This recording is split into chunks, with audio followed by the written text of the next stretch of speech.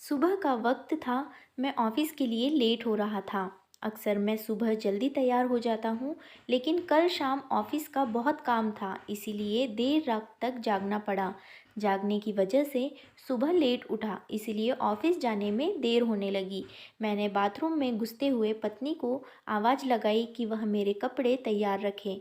मैंने बाथरूम में ज़्यादा समय नहीं लगाया और जल्दी से नहाने के बाद बाहर आ गया। मैंने अपने बिस्तर पर देखा तो वहाँ कपड़े नदारद थे। मैंने गुस्से के स्वर में फिर तेज आवाज़ में अपनी पत्नी को आवाज़ लगाई। शायद वह किचन में थी, मेरे लिए खाना तैयार कर रही होगी, इसीलिए उसको मेरी आवाज़ नहीं सुनाई पड़ी, या फिर कुकर की उठती तेज़ सीटी में मेरी आवाज़ दब गई होगी।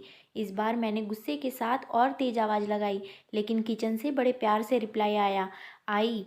मेरा गुस्सा अपने चरम पर था। मुझे ऑफिस के लिए लेट हो रहा था। मैं अंदर से बुरी तरह झल्लाया हुआ था। तभी पत्नी मेरे कमरे में आ जाती है और वह सीधे अलमारी की तरफ बढ़ जाती है। मेरे मन में सवाल आया कि क्या उसने मेरी आवाज़ को सुना था या फिर सुनकर अनसुना कर दिया था। फिलहाल जो भी कुछ भी हो, वह मेरी तरफ देखते हुए कपड़े बिस्तर पर रख देती है और वहाँ से जाने को होती है। अचानक से वह वापस आती है और मुझसे बोली, अगर मैं तुम्हें किसी के साथ डिनर व फिल्म देखने के लिए बाहर जाने को कहूँ तो तुम क्या कहोगे। उसके पूछने का अंदाज थोड़ा अलग था। मैं समझ नहीं पा रहा था कि आखिर वह किसकी बात कर रही है और क्यों। शायद मैं जवाब देने के लिए तैयार था। मैं बोला, मैं समझूंगा कि अब तो मुझसे प्यार नहीं करती।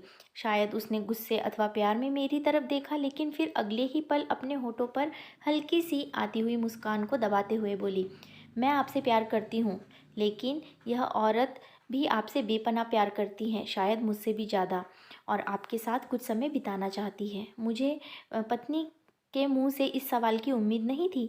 मेरे मन में एक सेकंड में हजारों सवाल ऊपर नीचे होने लगे।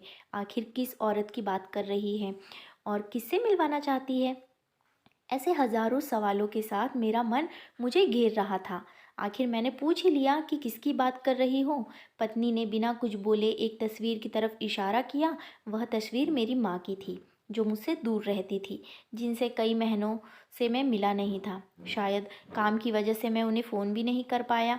मैं अपनी व्यस्तता के कारण उन्हें समय ही नहीं दे पा रहा था। मैंने पत्नी की तरफ देखा। पत्नी ने मुस्कुराहट के साथ मेरा मोबाइल मुझे थमा दिया। मैंने माँ को फ़ोन किया और उनसे रात पर खाने और साथ में फ़िल्म देखने के लिए कहा। माँ मेरी आवाज़ सुनकर खामोश हो गई। शायद करुण स्वर था, तुम ठीक तो हो ना? तुम दोनों के बीच कोई परेशानी तो नहीं? माँ ने पूछा। उनके लिए मेरा एकाएक इस तरह फ़ोन करना शायद किसी परेशानी का संकेत था। नहीं, कोई परेशानी नहीं है। बस मैंने सोचा था कि आपके साथ बाहर जाना एक सुखद एहसास होगा। मैंने जवाब दिया और कहा, बस हम दोनों ही चलेंगे। उन्होंने इस बारे में एक पल के लिए सोचा और फिर कहा, ठीक है। शुक्रवार की शाम को जब मैं उनके घर पहुंचा तो वह मेरा इंतज़ार कर रही थी। मुझे देखकर उनका चेहरा खुशी से चमक उठा, जैसे वर्षों से कोई खोई दौलत अकस्मात उन्हें मिल गई हो। मैंने माँ के पैर छुए और उन्हें गाड़ी की तरफ ले जाने लगा।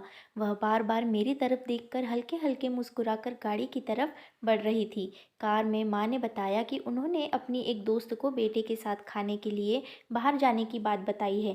वह काफ़ी प्रभावित हुई। फिलहाल हम माँ के पसंद वाले रेस्टोरेंट तक पहुँचे, जो कि दिखने में अब भी अच्छा और आरामदायक था।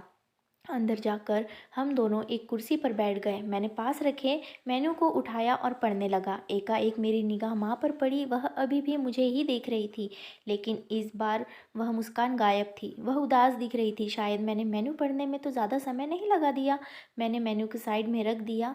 मैंने माँ से खाने के लिए पूछा। उन्होंने मेन्यू की तरफ इशारा करके मुझसे कहा, तुझे याद है जब तू छोटा था और हमारे साथ बाहर खाना खाने आता था, मैं भी तेरे लिए इसी तरह मेन्यू गौर से देखती और तेरे लिए अच्छा सा खाना ऑर्डर करती थी जो तुझको पसंद था। लेकिन अब वक्त बदल गया है, महंगाई भी बहुत हो गई है। तू शायद मेन्यू में कुछ नया देख रहा हो।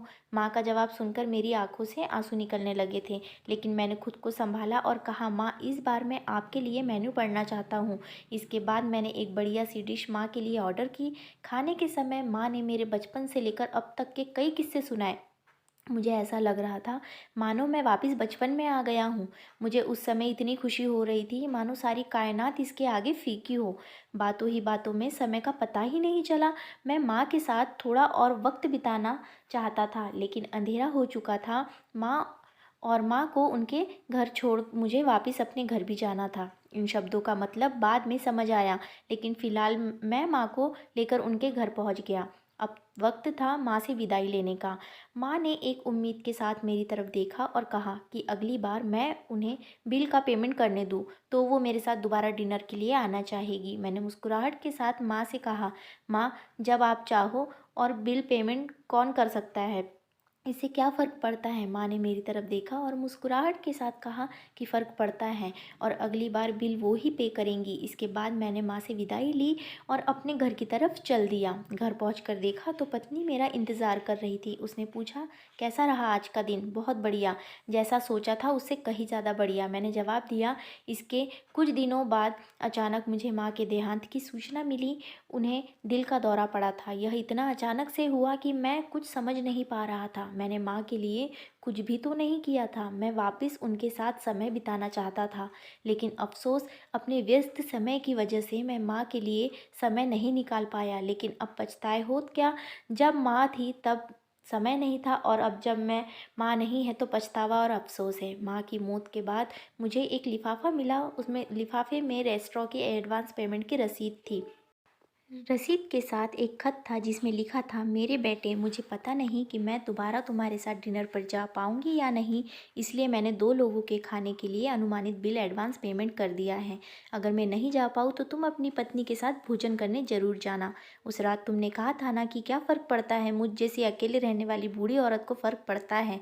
तुम नहीं जानते, उस रात तुम्हारे लिए बीता हुआ हर पल मेरे जीवन का सबसे बेहतरीन समय था। भगवान तुम्हें सदा खुश रखे, तुम्हारी माँ। फ्रेंड्स, इंसान को दुख अपने को खोने के बाद होता है। अगर समय रहते एहसास हो जाए तो जीवन में छोटी छोटी बातों से भी परिवार में खुशियाँ बांटी जा सकती हैं, और माता पिता तो जीवन की सबसे अनमोल धरोहर है। तो फ्रेंड्स, आपको ये स्टोरी कैसी लगी, अपनी राय कमेंट बॉक्स में ज़रूर बताएं। वीडियो को लाइक शेयर करें और चैनल को सब्सक्राइब करना बिल्कुल ना भूलें, क्योंकि आपके लिए मैं ऐसी ही अच्छी अच्छी कहानियाँ लेकर आते रहती हूँ। और ऐसी ही अच्छी अच्छी मराठी स्टोरीज़ के लिए मेरा चैनल चित्रास वॉइस को सब्सक्राइब करें। इसकी लिंक मैंने डिस्क्रिप्शन बॉक्स में दे दी है। धन्यवाद।